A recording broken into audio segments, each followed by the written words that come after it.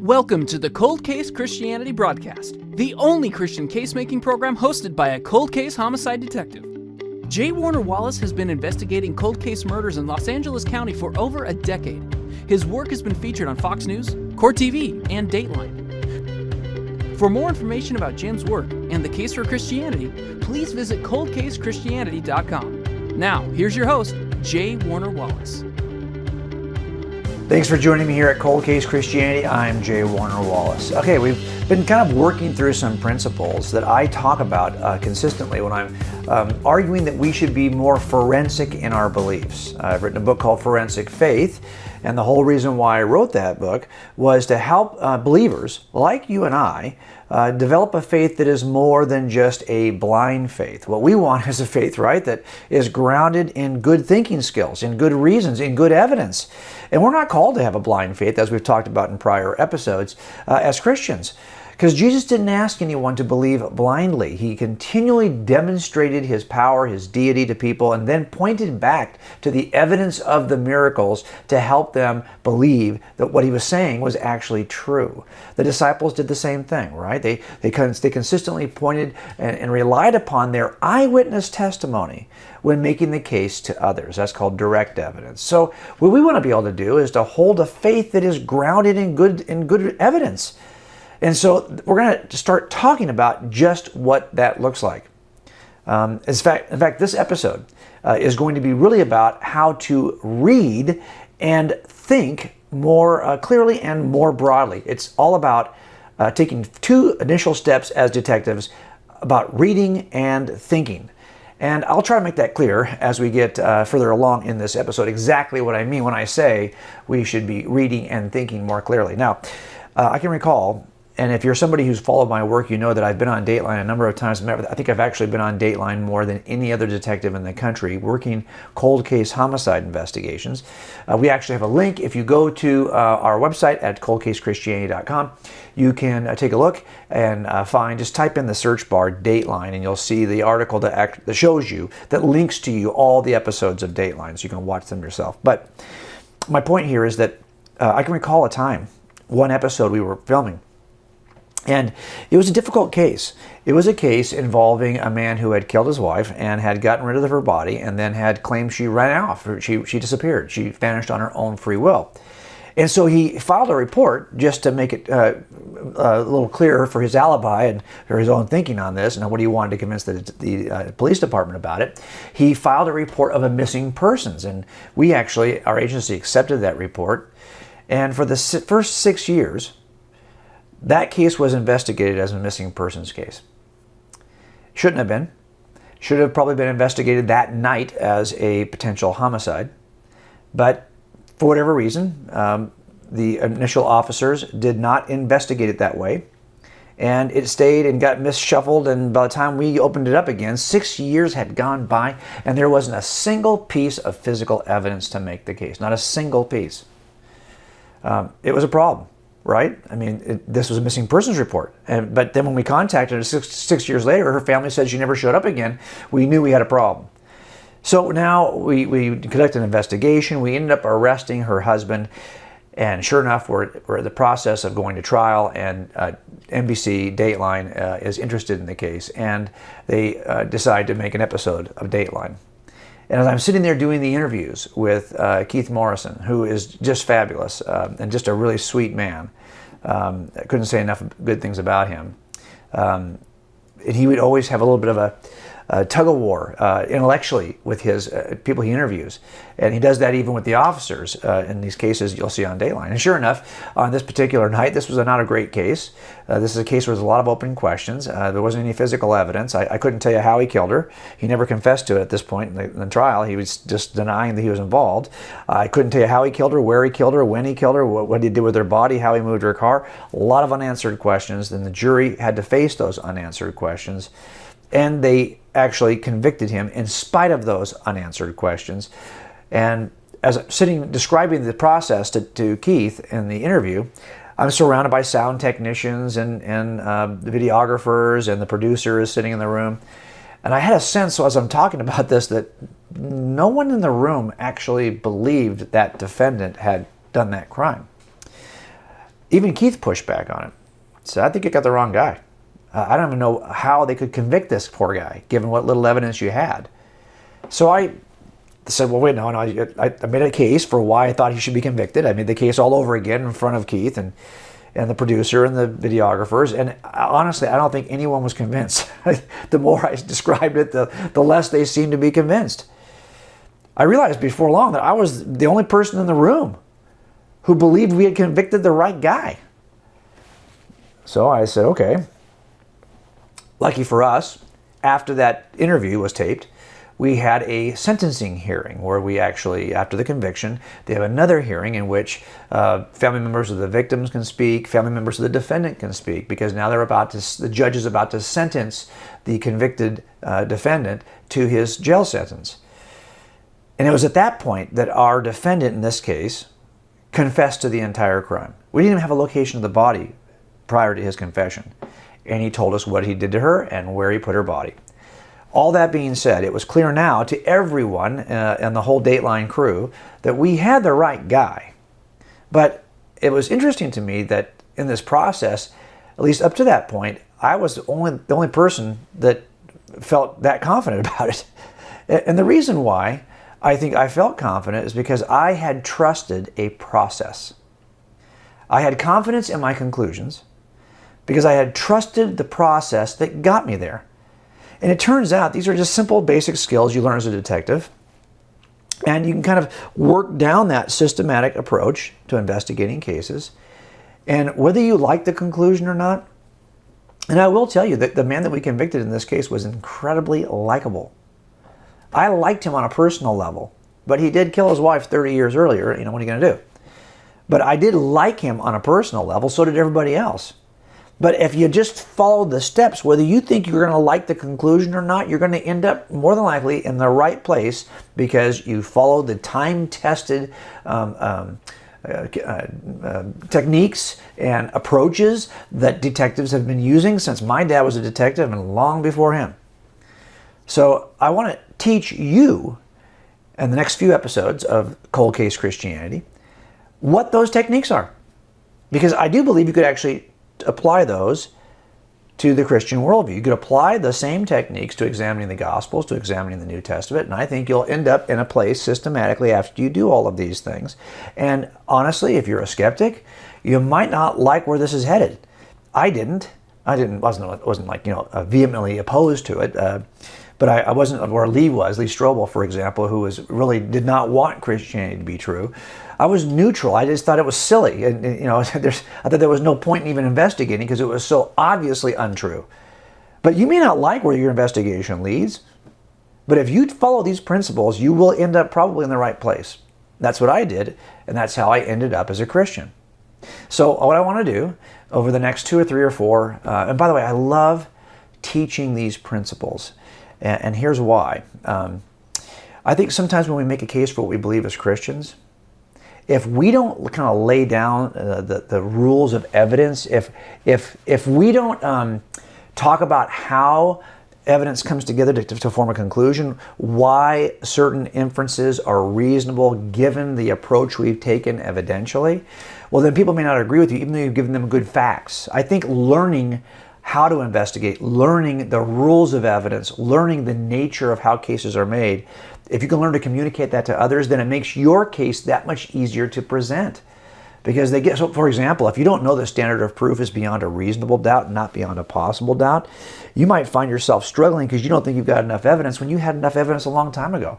But you didn't understand the standard of proof. So I think what we have to do is take some time to explain what detectives do and how evidence is assembled and what's in and out of bounds, and then evaluate. How do you evaluate? How do you come to the proper inference? When is enough enough? Those are the kinds of questions that I'm more and more happy to talk about, because I think once you have a good foundation, you got a better chance of coming to the right conclusion.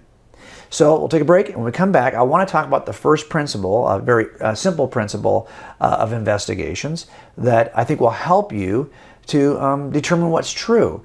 And we'll do that right after the break. I sometimes worry when we talk about the need to be a good Christian case maker, and we describe this additional attribute of Christian belief or Christian discipleship. That, hey, we need to know enough about what is true and the facts about what are true. We need to have some kind of theological and philosophical underpinning and historical knowledge that'll help us to make the case. And we kind of owe that as ambassadors of Christ. That's our duty, to know enough to be able to communicate. Well, gosh, that sounds like a lot more work than my old approach to Christianity, which was just, hey, it feels good to me, and I've seen God work in my life, and I just have a certain level of certainty that's based on my own personal response to things that have happened. Well, remember that everyone of every religious stripe has similar explanations for why they think Hinduism or Buddhism or Islam or Mormonism or whatever is true. They've had some experience that confirmed for them it was true, or they've were raised that way by their parents. These things do not guarantee you will have truth to begin with. So it's important for us to go the extra mile. But man, that's a lot of work. Well, I think diligence is important. And by the way, I think you're already working hard or have already gained a great deal of knowledge in a number of other areas, whether you've thought about it or not. The question is, are you applying yourself in the right areas? So there's stuff you already know about. You've got some trivia in your head from movies you like to watch, what Netflix series you're binging on, what sports team you're following, all that stuff. You spent time doing this. Now it's time to reappropriate those energies into something important. But you're right, there is going to be more work involved. You're going to have to be diligent if you want to learn the case for Christianity and then master the approach to communicating that case. This is that training process we've been talking about here on the show. It's another level of a commitment. But I will tell you this, there is a relationship between your diligence and your confidence. We talked about it before the break about that episode of Dateline, that investigation. Why was I so confident he was the right guy? Because of everyone in that room, I had more diligently examined the evidence than anyone else. I knew that case better than anyone else. And the more I was diligent in my investigation, the more confident I became in my conclusion. There are folks in the Christian worldview and the Christian family who really are not as confident as you would think they would be, since they hold the truth, but it's because they don't know yet, evidentially. They don't have the kind of certainty because they haven't yet been diligent to turn over every stone, to turn every corner, to make sure they've examined the evidence carefully. There's a relationship between diligence and confidence. The more diligent you are, the more confidence you'll have. Now, let's go one more step. There's also a relationship between confidence and character. The more confident you are that you hold the truth, the less defensive you're going to be. You're not going to do that fight or flight thing. You are going to calmly interact with people because in the end, you have good evidential reason to believe that your view is true. You don't need to raise your voice about it. You don't need to be excited about it. I mean, look, when I make a case in front of a jury, I'm pretty neutral. I don't even like sometimes the fact that I have to convict this guy because I kind of like that defendant, right? But truth is, I'm very confident evidentially he's the guy. Now, you can say all kinds of things and lie about my character and all that. Look, in the end, I'm pretty confident this case is good. So I remain calm. There's a relationship between diligence and confidence, and then confidence and character, so it makes sense that if you are more diligent in your study of the evidence, you will have better character in defending the case. So let me give you a first principle, a simple investigative principle that I think will help you learn how to investigate Christianity or any other worldview or any other issue. Our agency has a vault. It's a locked, heavy door room. And you walk inside, it's very narrow, and it's got folders, 3-ring binders on all from floor to ceiling. These are all the violent crime, homicides, or officer-involved shootings that have occurred in our agency for as far back as we can assemble paper documents. And they're in colors, 3 colors. Black folders are all the solved homicides. Red folders are all the unsolved homicides. Blue folders are all the officer-involved shootings. Okay, when I first opened up and started to work cold cases, I went into that vault with my sergeant and we looked at all the red notebooks and we pulled them all off the shelves and we started going through them and cataloging them based on what we thought the needs were in each case. If we were going to open this case again, what would our strategy be? What are the areas that still need to be investigated? We made a list of all the red notebooks. And I'll tell you, that took forever, okay? I'll bet you we spent 7 or 8 months just doing that before we started any cases. Because in every one of these notebooks, we had to read it from cover to cover. And the reason why we have to read it from cover to cover is that sometimes, these things are very old and papers have been torn out and misplaced, and so you have to put them all in the right order. And we start reading them, and you might have an early report in which the officers thought, maybe it's this is the solution. And then you find out 3 reports later that they interviewed some people and they discovered, no, that's not going to be the right answer. So they've changed course, and you need to know everything they did. You can't stop halfway through because you might end up at some place where they hadn't yet discovered some important fact. So you keep on reading. This might be a 3 or 4 year investigation. And so you have to read it from cover to cover to see what occurred over 3 or 4 years. You start every investigation by reading your casebook cover to cover. Now, I know that sounds like a stupid, simple principle, but it's a critical principle.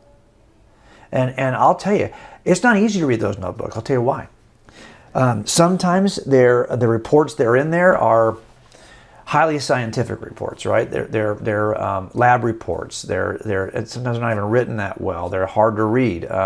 Some of them can be sometimes confusing because you're like, gosh, at the first couple of reports they raise up issues that I'm not even going to resolve until report 9 or 10. So as I'm reading along, I'm going, what in the world is even going on here? So it can be kind of confusing. Some of those reports are just flat boring. Okay, they just are. Like, I got to read every line here. Well, yeah, because look, it didn't get solved the first time. So you better read every line. Maybe you'll pick up that one little thing that somebody skipped over because it's a boring report, and that'll end up solving the case. So you got to read every line. Oh my gosh.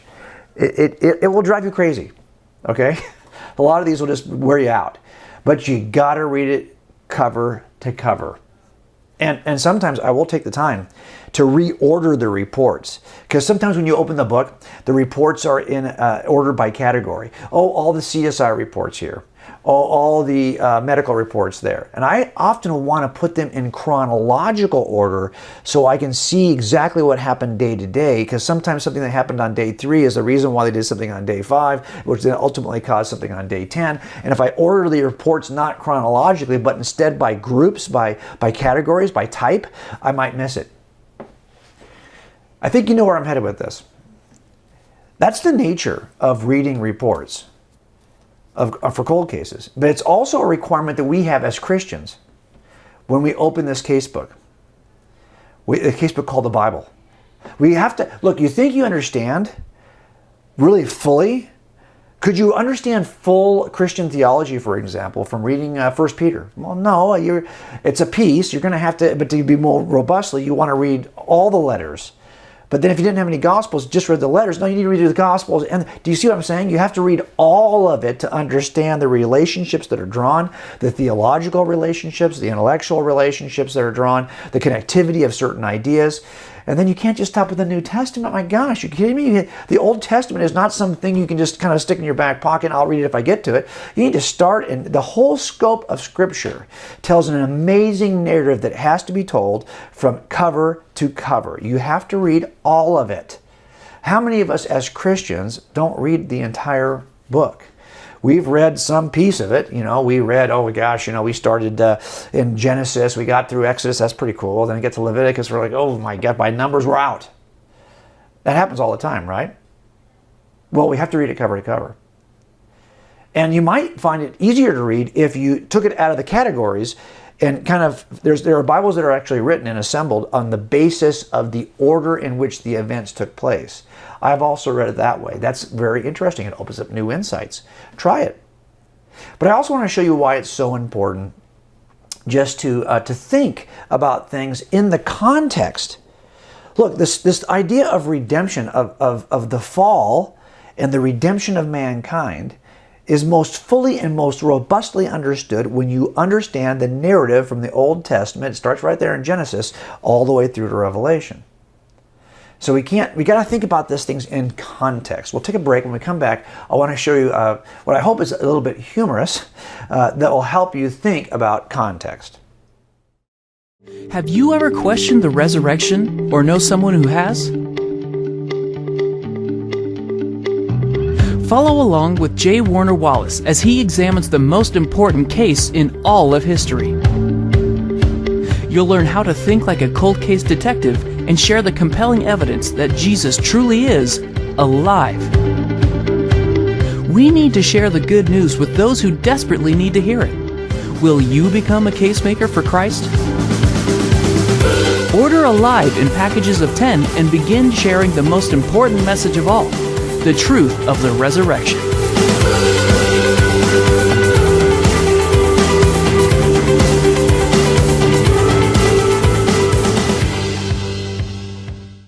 Everything's context. Context, context, context. I have a good friend, Greg Kokel at Stand to Reason. You look him up at str.org. Great organization, does wonderful work, great resources. Greg always talks about, he actually wrote a little booklet years ago called Never Read a Bible Verse. And of course, he's not suggesting you shouldn't read your Bible. He's suggesting and really asking and imploring you not to just read one verse out of context. He's saying, hey, you got to read everything in its context. This is true in casework. You have to read everything in the context of where the case was, why he did that in 1981, because what happened in 1980 that caused that, and then what happened in 83 that, you see what I'm saying? It's context, context, context. And you can't just remove one word from an interview and make a case about it in front of a jury. What if he said something before or after that clarified what he was saying? Everything has to be studied in its context. Let me show you a verse. You'll see it here on your screen of Psalm 56 out of context. Be merciful to me, O God, for men hotly pursue me. You can see here on the left how this young lady might try to use that verse to discuss her own experiences as an attractive young woman. But that is clearly not what the verse is about. And you see it in its context on the right side in Psalm 56, where it's David talking about this. All day long they press their attack. My slanderers pursue me all day long. Many are attacking me in their pride. When I am afraid, I will trust in you. Now, I just tried to do this in a humorous way to show the difference and the importance of context. If you take any verse out of context, you're in danger of reading it the wrong way. That's why it's so important for all of us. If we got to think about these things, think about the evidence we see in Scripture in the context of what we know after having read it cover to cover. So I guess my whole point today is to get you to start thinking about finishing that plan you started 5 years ago when you said, I'm going to read the entire Bible cover to cover, and you didn't do it. Well, now is the time to go back, and you've actually got a good investigative reason to do it. It's the way you investigate cases. It's also the way you can investigate the truth of Christianity. And before we end this episode, this may remind you of why it might be valuable to take that approach from working cold cases and apply it to the Christian worldview. If you think about it, I'll show you another illustration from Forensic Faith, the book that I wrote. Again, that's a book I wrote to help you take an investigative approach to understand your duty, to start training, and to then investigate and communicate the claims you discover. And I show you in that book this illustration, which shows you kind of the similarities between working cold cases and investigating the Christian worldview. The idea here is that my cases are old cases from the distant past, and I have no living eyewitnesses that I can call in and interview today. A lot of those eyewitnesses are already dead. And I don't usually have forensic evidence like fingerprints or DNA that'll help me. If that was the case back in the day, it would have been solved back then. It's still unsolved because those things did not exist. So here I am looking at a case where all I have are supplemental reports from the distant past describing something to which I have no access sometimes to the authors of those reports or to the people they were talking to in those reports. And I've got no DNA or fingerprints or those kinds of things you might think of would be helpful. Well, that sounds an awful lot if you think about it. Like the examination of the Gospels, reports from the distant past for which I have no access to the eyewitnesses, no access to even who wrote those reports, and I don't have fingerprints or DNA that I can employ to come to a decision. Do you see how the approaches we're going to start talking about, the evidential strategies that we're going to start talking about, actually could be pressed into service in examining the Gospels the same way we press them into service to examine cold cases? There are some distinct similarities, some things you can learn learn about examining reports with no access to the people in the past that can be applied to the Gospels themselves. So I hope as we start talking about this stuff, it'll be helpful for you to develop the ability to defend what you believe, to become a Christian case maker. So until next week, I'll see you right back here at Cold Case Christianity. Thanks for joining us at the Cold Case Christianity broadcast.